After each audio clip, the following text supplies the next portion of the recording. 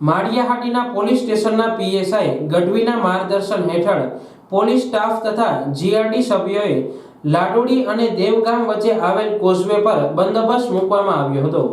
આ કોઝવે પરથી એક વ્યક્તિ મયુરભાઈ કમલેશભાઈ ચુડાસમા લાડોડીવાળા વાહન સાથે તણાયા હોવાનું ધ્યાને આવતા જીઆરડીના નવલગીરી નારાયણગીરી મેઘનાથી તથા દિનેશભાઈ ભનુભાઈ નૈના દ્વારા પોતાના જીવની પરવા કર્યા વિના તાત્કાલિક તે વ્યક્તિને તણાતા બચાવી લેવાયા અને તેમનું વાહન પણ કાઢવામાં મદદ કરી હતી।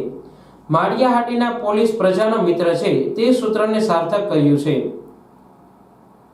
જી આજે હું doctor Irfan મૈડા medical officer CSC Maliya Hatina આજરોજ સરકારી દવાખાનું માળિયાહાટીના ખાતે એક કોવાઈ ગયેલી હાલતમાં ડેડ બોડી આવેલી હતી 108 મારફતે એના ડેડ બોડી ખરાબ રીતે કોવાઈ ગયેલી હોય અને એનો એક પગ અને હાથ પણ અત્યારે ડેડ બોડીમાં જોવા મળે નથી અને વધારે પડતી કોવાઈ ગયેલી હોવાના કારણે એનું પીએમ જામનગર ખાતે મોકલવા તજવીજ હાથ ધરેલ છે।